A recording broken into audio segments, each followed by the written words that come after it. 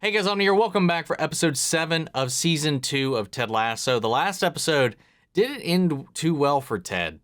And, you know, he's finally conceded and arrived to make and book his appointment with Sharon to finally talk about what's been going on after he had another panic attack in the middle of the big game. And thankfully, the team was able to pull it through without Ted, but there's a lot of stuff just kind of up in the air. And let's just go ahead and get into this, guys. If you want to see the full-length reaction, you can check it out over on Patreon, or if you become a member of the channel, get you access as well. It is a watch-along format, so you will need your own footage to sync up the time codes and reaction the entire episode. Over there, you get the same thing for all the other shows and movies that we cover in the channel. You also get to suggest and vote on what movies to react to each month. We got monthly Q&As, behind-the-scenes footage, to try to make it worth your while, so you're going to support the channel. But guys, at the end of the day, I really appreciate it. Enjoy this reaction. Please leave a like, drop a comment, subscribe if you're not already, because it really helps these videos out. And with that all said and out of the way, let's go ahead and hop into episode 7, Headspace. I love this song. Hi, babe.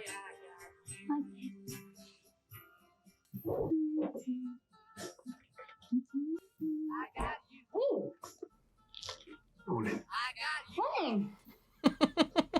Oi. You know, around your office. I was just gonna go to the cafe and get a cup of tea first. Can I come? Yeah, of course. She feeling smothered? What's going on? I don't know how else to read that.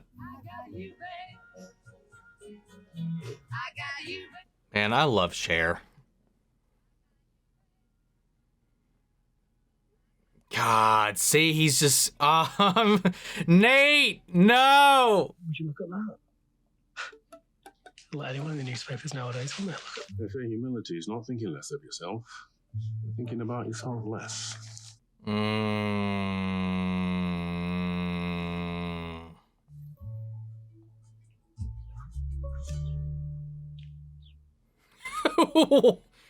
God damn it. He just wants his dad to be like proud of him, you know? I get it. It sucks. He just finds something to nitpick out of any little thing, any win. I want to thank you again for helping me out with that little hiccup the other night.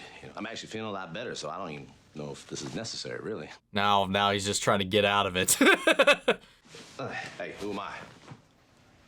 Don Draper, right? Yeah, a little formal. I don't get it. Shoes on there. Well, you know what? I'll lay down, right? Here we go. Draw me like one of your French girls. Classic, like you see, like in New Yorker cartoons. Now what do I do here? Do I just, that's like, like going down a water slide or something. Relax. Here, it's a little too Just cascady. Ted. Okay. Jesus, Here, stop. let's do this. You know what it's like? It's like we're on an episode of The Sopranos without all the gratuitous violence, which is a good thing. But a lot less spaghetti and clams, too, which is a bad thing. I've never seen The Sopranos. When we start. That's another one that... We've already started. We started when you entered in here. I'm sorry about that. I feel like I've wasted a bunch of our time already, with all the couch shenanigans. Ted, But, yeah. don't worry. Yeah, well, of course.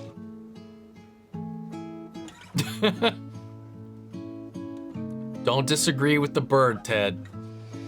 The bird knows all. I mean, what do you want to talk about? Why don't you tell me what happened the other night? Yeah, I don't want to do this. Oh, Ted.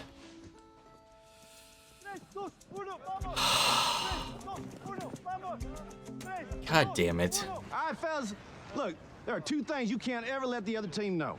All right, the first one is your home address. Because mark my words, you'll start having food deliveries and SWAT teams showing up at your front door 24/7. Which is nuts, because back in my day, all we had to worry about was crank phone calls. But then with the advent of caller ID, that simple joy got 86 from the old prank menu. Yeah, speaking of prank calling and stuff like that, my stepdad's DJ company got called by crank yankers once, but he wasn't there to answer it. Funny thing about that, though, is it shows up on the caller ID as Comedy Central, and they just left a little shtick voice message. You stand-up comic now. Kind of ironic, because I sat you down at the match the other day. Right? God damn. Right, I need all our best goal scorers on the pitch right now. Go. I am proud that Nate's standing up for himself, but like he's just taking it a little far. I am a strong and capable man. That's my mantra. Cool. Oh, Colin. Oh, she still hasn't got back. 2 days, still nothing. Ouch, man. Sometimes 3 dots appear, but then they go away again. There might be a very good reason she hasn't replied. Yeah, maybe we should go hit by a bus. My favorite film's Ratatouille. Hey, listen, okay? It doesn't matter. It's a really good movie, man. Oh, 3 dots, 3 dots. And they're gone. Gone? Gone. That's a kick in the plums. Oh my God, just answer him. It's been 2 days. You know, I don't know what to say. How about the truth? either I'd love to way, meet up, but I'm worried that you can't live up to the fantasy I've created in my head. So I'm going to let my insecurities. I keep love me when from Higgins possibly is just finding kind my of one stepping true up to the love. plate and saying it how it His is. favorite film is Ratatouille. That's worrying, right? No, she's just trying to get out of it. Ratatouille is a goddamn masterpiece. And ironically, it's about snobbery and how good art can come from anywhere. So stop your dithering and go fuck your cartoon rat. Right. Well, what if we meet up and it all goes wrong? Yeah, fuck that rat. I mean, everything always goes wrong. All relationships are a nightmare. My relation. Though, like going back to like the whole revelation, me thinking it was Ted, then it being Sam. Either way, with both of which being under her umbrella, her club. There's a power dynamic just built into that, baked into that. Obviously, conflict of interest can grow out of that. There's a lot of sticky situations you can get yourself in with that. Why are you jazz scatting? Were you talking about me? Yeah, we were talking about you.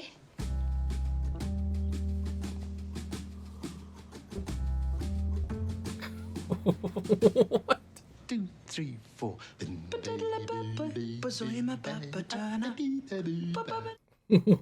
the fuck? Hello. Hello.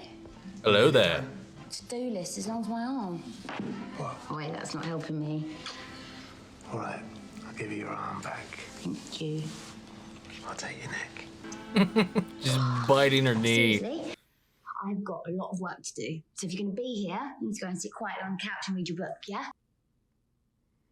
The Da Vinci Code. I've only seen the movie, which I liked the movie. Also played the video game. Not as good as the movie. Some fun puzzles, though. That's not helping me either. I'm doing exactly what you said. I'm sitting quietly and I'm reading my book. You doing exactly what I tell you to do is so fucking hot. Oh my god. I don't know what's happening with these two in this episode, man. Oh. Was that both of them last night? I'm surprised you came back.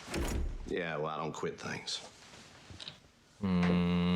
So is this your first time doing therapy? No, ma'am. My wife and I did couples therapy for a little while. How was that? Well, let's see. I'm here in London, and my wife is back in Kansas. Which is a good thing, because if she heard me referring to her as my wife still, she'd be hopping mad. How long these little chats you do take? Sessions typically last 50 minutes. Okay. I take it you're not a fan of this kind of work. You want the truth? I'm only interested in the truth, Ted. Because I think it's bullshit. You don't know me. We don't Being have so history. frank. You getting paid to just jot down your little notes and diagnose my tears, and then what? Probably just blame it on my folks, right? I mean, you say you're only interested in the truth. And yet here you are, charging an hourly rate for only 50 minutes of work. Like I said, it's bullshit. Damn, he's so... Jesus. There's a lot to read into that. And I know she's doing the exact same thing, but like... It's just oh no. Miss Alton. Hi. Call me Rebecca. Rebecca, sorry. Oh, awkward. I'll see you Have a later. good day. You too. Bye. See you soon. Oh, shit. Okay. Yeah, I don't know. Ted's frustrations with himself seem to be manifesting in these little outbursts. I was wondering if I'd done anything to annoy you. Just because I felt like you got angry at me for taking the piss yesterday. But Danny and Jamie did the same thing and you didn't get mad at them. You see, Jamie and Danny are like Picasso and Gauguin. Pedophiles. Artists. They're artists. What? And Colin, you paint too, but your work doesn't end up in museums. Well, you're like a painting at a Holiday Inn. You know, you don't inspire, you don't move people. You're there. You cover a bloodstain. You do the job, so just do the job. All right. Fuck you. Even if that's what you actually think, don't... That... Fuck off. God. That legitimately pisses me off. Thank God someone saw that. Someone needs to take care of this shit. Oh, what the hell is she doing? I just needed some space. I knew you'd be in here. This is the room where Keeley and I decided that smoking doesn't count.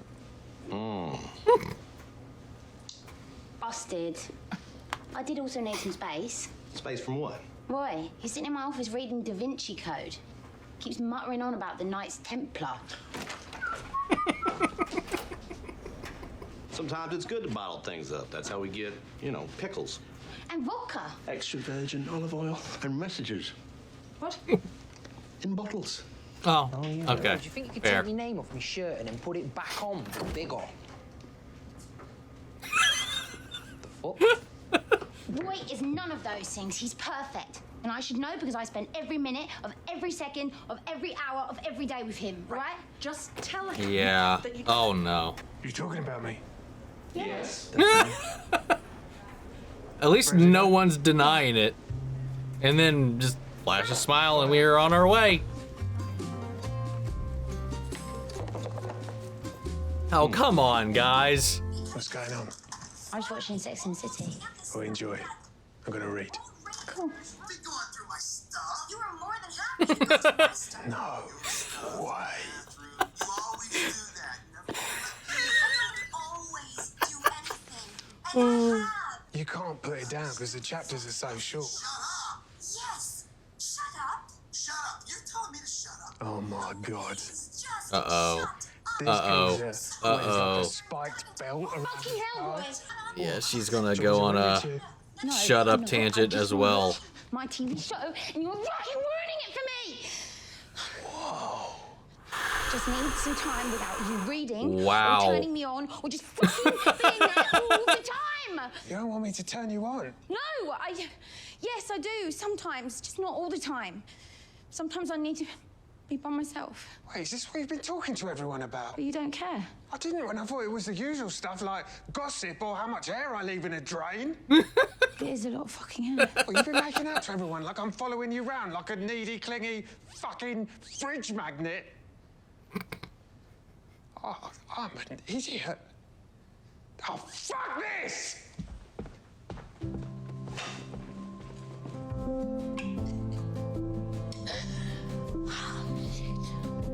I feel like that could have been handled on both sides much, much better. The weak assistant coach Nate Shelley with heroically. Oh my God. We can all agree, the wonder kid, managing his own team, savage instincts, and if I may say, Like, it's ruining all my, like, Oh, wow. happiness for him, man. You were rude, Colin. Not just rude. It was personal and weird. Did you tell Ted? No. This is just between me and you. Do better. The door's behind you. Good job, Beard. Wait, this is mine. Wait, what? Hold. What? What the fuck? I like when he looked up. It was like, did he just go into the vents? Where'd he go? Was he even really there? What? Beard is an enigma, man. Hi. Now we're being children. Come on. Hello, Ted. I thought you'd be back. Why's that? You said you never quit. No. Can I be honest with you about something? What, I got a boogie in my stash? No, I'm kidding. Sorry, go ahead. I was quite offended by what you said about my profession. That just because a therapist is being paid, they don't actually care. Let me ask you something. Would you coach for free? Yeah, I would. But do you? No, ma'am. And yet you care about your players, right? Yes, ma'am. Then why would you assume it's not the same for me? I don't assume that all coaches are macho dickheads. Consider me dunked on. I'm really sorry about that, you know, getting all worked up and saying stuff like that, then storming out of here. Self-care can be scary. Fight or flight is a natural response. You just happen to do both. Impressive range, really. Watch your back, Glenn Close. So you think I'm scared, huh? Yes, I do. Maybe I don't want to learn the truth. The truth will set you free. But first, it'll piss you off. Well, then maybe your new nickname should be the truth. I can't be your mentor without occasionally being your tormentor. Ooh, I like that. I knew you would. Aww. Let's get started, shall we? Yes, ma'am.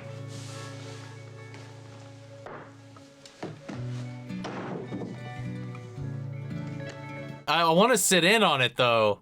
I just wanted, before we started, just to, well, basically, I just wanted to make an apology, Colin. Yesterday I was a bit of a... Asshole, prick, cock, wounded butterfly. Yes, I was a cocky, prickish, wounded butterfly's asshole. It's all good, boyo. Aww. You're a good kid, Colin. Aww. Did I miss something? Okay. Anything I need to address? He took care of it. Well, like I always say, sometimes the best stew is the one you leave sitting on the stove overnight because you fell asleep watching Citizen Kane after too many beers. Wait, what? Wake up in the middle of the night, Rosebud. Hey, I said whistle! Wait, why don't you just use an actual whistle?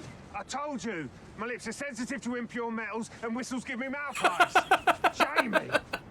What the fuck were you doing? Richard loses his man, gets into the box, and you run the other way? He's your teammate. He needs you to come to the ball and support him. Respectfully, coach, that ain't what he needs from me.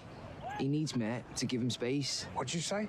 Uh-oh. The best thing I can do in that situation is give him space. He's right, actually. Oh.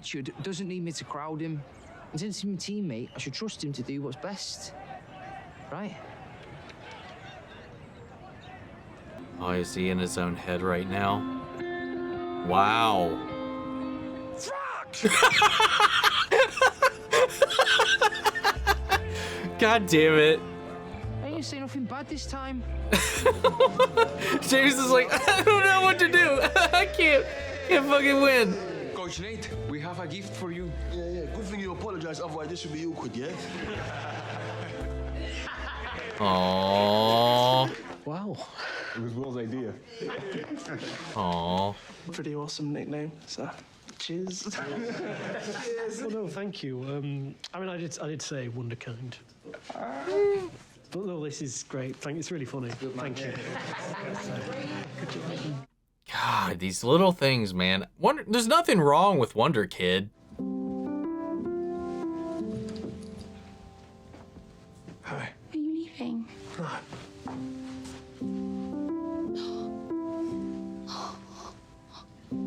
No. No. Hey Siri, play the Roy is Sorry for Not Understanding Keeley playlist. I'm not gonna see or hear me for at least 3 hours. No.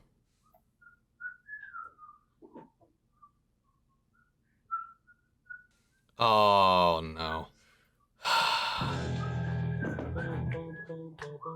I know that feeling, though. You can see a bajillion great comments and then one bad one, and it just gets into your brain. If you ever do anything to humiliate me again, I'll make your life a fucking misery.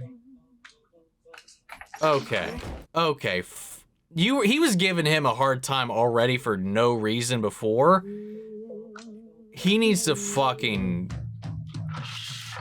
We need to stamp this out. That frustrates the shit out of me. Because he was already giving him a hard time for filling his own position, so he's already unfairly putting extra weight on him to begin with by comparing him to the job he used to do, or the way that he used to like it. And then half the time it always came off like he was making shit up to be mad at. It just didn't add up. So it was already like a little decline. Like every win Nate gets seems to be sending him down that wrong path. You know, just like we talked about before, you know, somebody coming from Nate's position, they can go a couple of different ways. He's going down the one where he's letting all the success get to his head, and then anything that stampers on and ruins that is something he needs to stamp out, and he's taking that out on others. He's getting this power, and now he's the bully. You know, he's been bullied and picked on and ignored his entire life, and now that he's being celebrated now that he's a coach and not just a water boy or whatever he was before.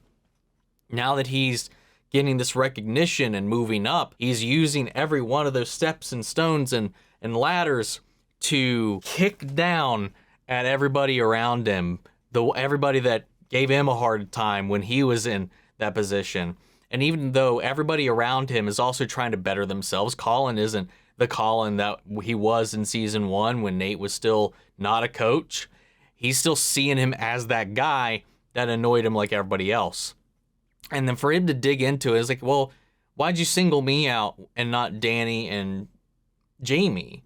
He's like, well, because they're good. You suck. Ooh, I'm glad that Beard was there for that, but obviously whatever we're doing right now is we need to dial it up a little bit to hammer into the root of that problem if we are ever going to snuff it out. I hope this isn't something that lasts the entire season. If this just keeps escalating, I might lose my fucking mind. We had an awkward little run-in. Now that we, as the audience, know who Rebecca and Sam are talking to, having them run and bump into each other in the middle of checking their phones in the hallway, he's waiting on a response and she's trying to figure out how to respond, and they just go and have that awkward little exchange, even more awkward for us who knows what's going on. Such a strange moment. And I don't know how that's going to resolve or how that's going to play out once the reveal does happen. Because everybody else is just pressuring Rebecca just to respond and have the meet. Meanwhile, he's on the other side of this being like, oh, 3 dots. Oh, they're gone. Oh, 3 dots. Oh, they're gone. Just waiting in anticipation, thinking that he fucked up. And then everybody else is just kind of reading into the situation, trying to help him through it as well and giving their input. Much like what she is on the other side.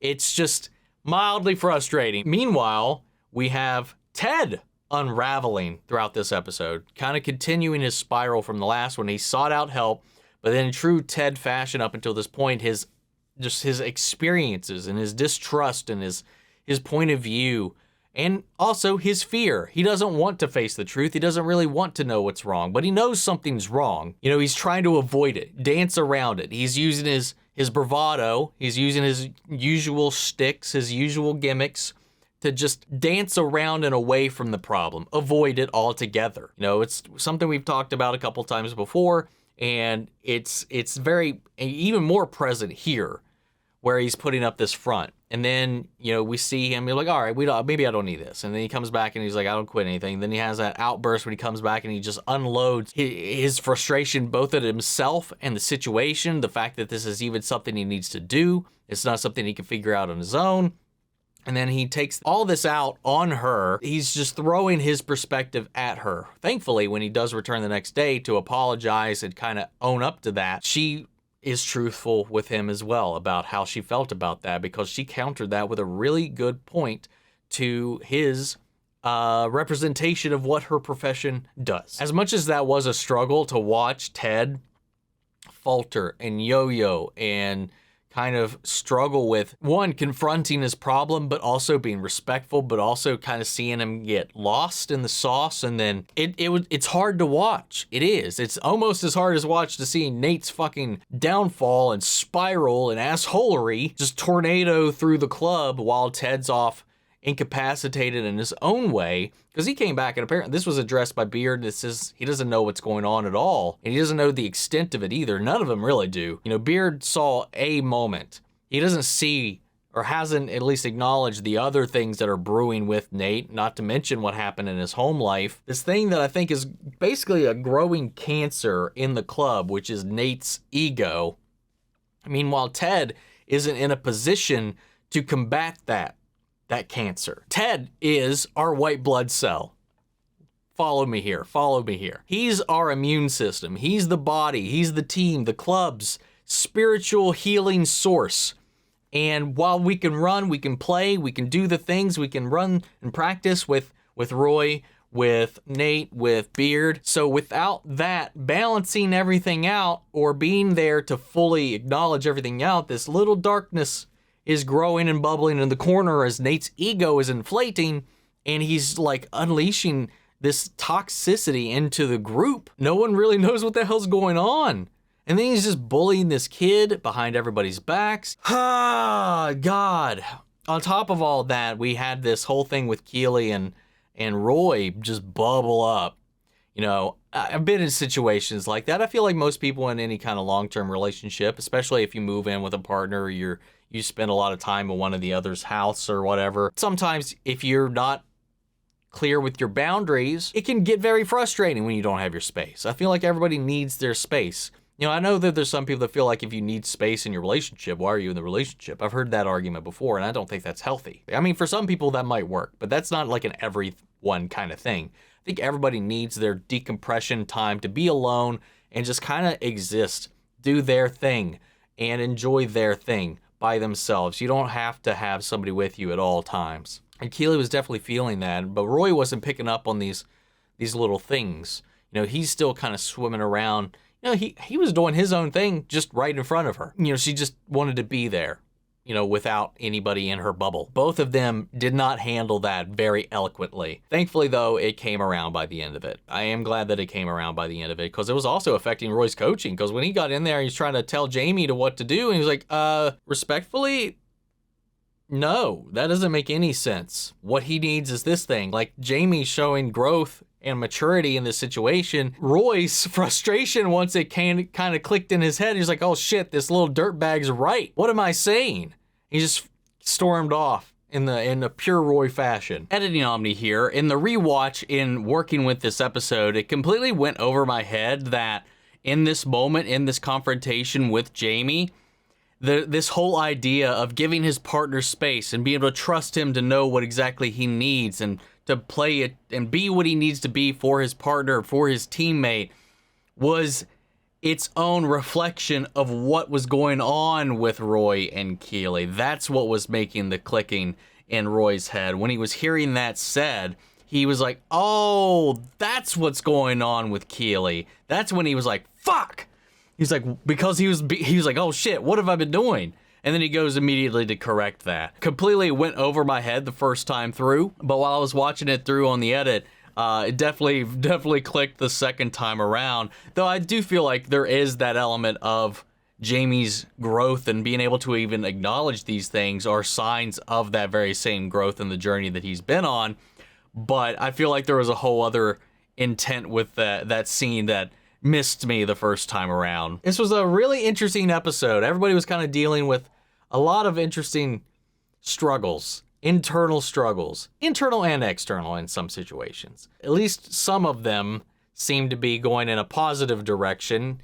You gotta have a little hiccup here and there. You know, everything's not gonna be smooth for everybody. So Roy and Keeley had this little hiccup. Obviously, Rebecca's still struggling with her thing. And then you have whatever the hell's going on with Nate and Ted going on at the same time. I don't know. I'm nervous about the direction this is all heading, because either this can be staved off, or this is going to be like this antagonizing force that is threatening everything that they're working on right now. I don't know. I'm so concerned about mostly the energy that Nate is bringing to the team, to Colin, to this kid. I don't remember the kid's name. Also, just this festering insecurity and ego trip that he's going on, all because of that one thing. And it's one thing to be proud of a moment, but he is absorbed. And you saw when he got that one negative comment, dude, he was thrilling in it, reveling in it, all the great stuff everybody was saying online. And then he found that one comment that just tripped him up, took all that away. And I get that, especially as a YouTuber and stuff like that. You know, you can read 1,000 great comments, but there's this one that'll just like seed into your brain like a tick and ruins your mood, blah, blah, blah. I get it. I've 1,000% been there, but I've never taken that and then taken that out on someone else who is merely trying to do a good thing, but because of that mix-up or that correction of him saying the wrong thing, he thinks he's making fun of him. That doesn't justify it anyway. And I don't think Wonder Kid is any worse of a thing. He's a Wonder Kid. That's like a thing people say too. Either way, even if that's not the correct pronunciation, that is something people say. Fuck it, who cares? Like, but he does. He's fixating on it. He needs his success to be perfection so that his dad can't belittle him over it or ignore it anymore. God, anyway. Guys, what did you think of this episode? How do you feel about everything that happened? Sound off the comments. Let me know your thoughts down below. We'll carry on the conversation after the video. Hope you enjoyed the reaction. If you did, leave a like. Drop a comment, subscribe if you're not already. Remember, if you want to see the full length reaction, you can check it out over on Patreon, or if you got a member of the channel, get you access as well. And speaking of before we go, I want to shout out our channel legends: Manny Sherritt, Ryan Karen, Yori Scott, Melita, Robert Anguiano, Jeffrey Hell, Jake Cottrell, Eric Official, Casey Wood, JoJo, Russell Crockett, and Justin Smith. Thank you guys so much for continued support, and everybody who's been supporting the channel along the way. That's it for this video, guys, and I'll see you all in the next one. Take care, everybody.